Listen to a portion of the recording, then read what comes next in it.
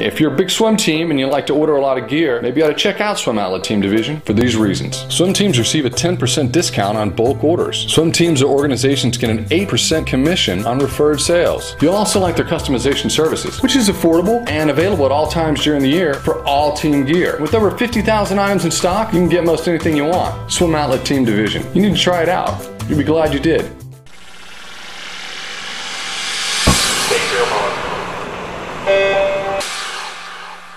This is the Morning Swim Show for Friday, November 23rd, 2012. I'm your host, Jeff Cummings. Today in the Phoenix Monitor, we'll talk to Kevin Weldon. He's the head coach of the Dayton Raiders in Ohio, and in a couple of weeks, his team will compete at the USA Swimming Junior Nationals. And Kevin joins us now from Dayton. Coach, good to see you. How are you? I'm doing great, thanks.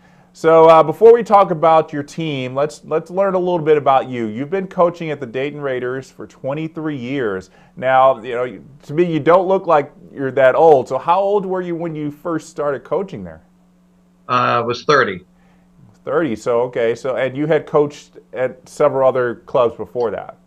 Right. I coached. I was at an assistant, a grad assistant, and then assistant at the University of Nebraska, and then I was for probably 3 years, and then 4 years with the Sunkist swim team in Jackson, Mississippi, and then been here the last 23 years. Wow, so you're all over the place, but yet you're stuck with Dayton. That's correct. That's kind of my home area, my home base. I grew up in this area, so it was kind of a homecoming. My parents and everybody lived here, so it was good to come back. And what got you interested in coaching? What was the kind of the spark that got this going? Well, I think I was always interested in the what makes people swim faster than one person swim faster than another person. So I would always be asking my club coach, how to what different questions about the strokes, and a little more inquisitive, always conscientious about the strokes. I used to have my dad would tape Super 8 movies of me. I'd develop them and get them back, and I would always do my self analysis of the strokes at the end of the week after a swim meet. So those are pretty funny looking, but so I was always interested in the technical side. Do you have swimmers that are just as inquisitive as you were? We have some. I think more so now because we've been really. We try to explain this every day to them. Things that are out there. If they're myself and the other coaches, we're always looking for the new technique or what's out there, and we encourage them, or I encourage them to ask questions, because I can't help them fix some things if they don't ask, and they just assume we are looking all the time, and we are, but I don't want to become a total focus of the practice, but I do encourage them to ask questions, because if something doesn't feel right, sometimes it's easier to cut to the chase if they can tell me what they think is wrong, and then we'll look at it. Plus, we do some videotaping with the iPad and different things like that. So it's gotten probably more so now than the years past. So it's kind of the mindset that, yes, you're the coach and you're watching them all the time, but they're the swimmer. I mean, they obviously know more about what's going on with their stroke than you do. Right. When they ask me, I would say, okay, well, I will watch this a little bit more, but tell me what you're feeling and what do you think? And then we'll go from there, because I don't want to, I may be offering something that's not a problem, and then now I got them thinking about something else. So it's kind of a two-way street. We're both working, trying to get the same goal, to be faster, smoother, easier, more powerful, whatever. But I like questions, so that pertain to the swimming. Well, talk about swimmers going faster, smoother, more powerful. You had a brief moment in history. You had a swimmer break an American record at 200 backstroke in 1993. Tell us about that. Right. It was Ann Arbor, Michigan. We were short course meters. I had a boy named Justin Thornton, just a 16-year-old kid that could swim a lot of different things, and he actually taught me a lot more about swimming than I was probably teaching him. He was doing a lot more of the underwater kicking back then, before off of even freestyle turns and things. So he taught me a lot, but yeah, we went up to the meet and just trying to make it back to top 8, and he ended up breaking an older American record, and we had a couple hours. We didn't get it that night, but it was pretty exciting because I was a pretty new coach and he was a very young athlete, and yeah, it was pretty exciting. So. And I bet that set the bar pretty high, not just for you as a coach, but for the team as well. Right, and that's kind of what I view every year. I would always try to think of another way to be a little bit better than we were the year before. And you know, for the most part, I think we've been able to do that. And certainly Justin and other kids that I've had that have done really well have helped set that bar.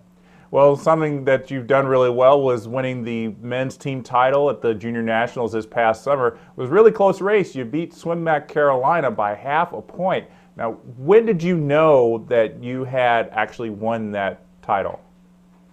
Right before they announced it, we were all excited. We knew we were in the hunt. We were about 40 points up, and then the Medley Relay, which should have been one of our better relays. We still did very well with it, but the other teams did better.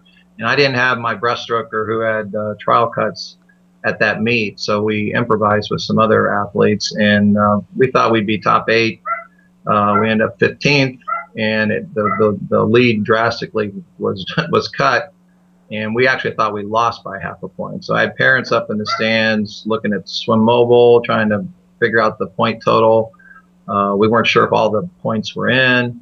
I believe it actually came down to probably one of our athletes in an earlier event that ended up finally tying with somebody. So I think the tie was what brought us into the half a point ahead rather than the half a point behind. Well, whichever swimmer did it was most responsible for it. I'm sure it was just elation all around. Absolutely. 6 guys, 4 girls. Boys win the title, and the girls combined were 6th place. Yeah, that says a lot about your team that you got 10 people going and you're top 10 in the combined. I mean, you must have had some really good swimmers there. We did, and it's catching on. The boys set the bar the year before, and I think that was just much easier for many more of the kids, plus the girls, to really decide to be a part of that as well. And what's the goal for Junior Nationals coming up here in a couple of weeks? We're going. We're not taking. Everybody's not going. We still got some other things we're working towards later in the spring. It's just kind of a middle step, middle goal for the kids that are going. We still have a good group that's going. We should be still pretty good on the guys side. We only got 3 girls going, so we won't have a relay. But I think the kids we're sending are very, very, very good swimmers and should do quite well. I would imagine when you've got these kids, and some of them probably have been going up through the ranks at Dayton since they were very little. You know, how much do you sit down with them and start planning these goals for them? Well, the way this has evolved, it was about 2.5 years ago. Myself and 2 other senior coaches kind of set up a plan to see what we could do. We're tired of making the cuts, but then not performing too well at the national level. So we really developed a plan which we thought could help us do that. And then we had to sell it to the kids.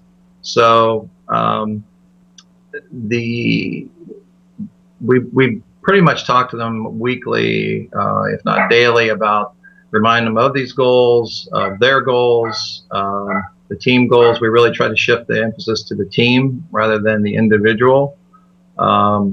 I think that was a key play in our success. So we don't have a lot of extra time to sit with them individually. We did set up goal meetings this year, and in the off season we took a little longer time, so I was able to do that, which I think has helped. But we're just reminding them. I got posters up all over the place. We write stuff on the boards all the time, so we're kind of on top of it. It may seem a little geeky, but we always remind them of what the next level is and what they need to be doing. And the group that's on the college. We try to inform them of what they're going to be doing and what to look forward to at college and all that. So it never stops. So it's always a work in progress. Well, and I'm sure they know well the history of Dayton Raiders, so they know what's possible. I mean, you talk about Justin break the American record. You've had some kids make Olympic trials finals, so I mean they know what is possible. Not only with you as a coach, but just with them as swimmers, what they can achieve. Well, I think they we've always had a couple. I mean, we'd always have individuals that were pretty good. I mean, we've always had that's been the history. Justin was way before them, but they having those kids perform last 2 summers ago at juniors at Stanford, and then this past summer certainly has made a lot more of the kids thinking that they can get on that same. We call it the pain train. You know, the pain train to future gain would be something that we try to motto every day. I think they can see it. You know, now it was selling them on the first idea, and then once they saw some of these kids really perform, it's been much easier from the coaching standpoint to get more of the kids to believe in that. The pain train, I like that. It's probably what that's a really good model to have at Dayton. Yeah. Well, Coach, thanks so much for joining us. We're looking forward to see how your team does, no matter what they place at Junior Nationals, and best of luck in 2013 as well. Thank you so much. All right, so that's Kevin Weldon joining us from Dayton, Ohio, talking to us about his team, and that's going to do it for today's Morning Swim Show. I'm Jeff Cummings. Thanks for watching.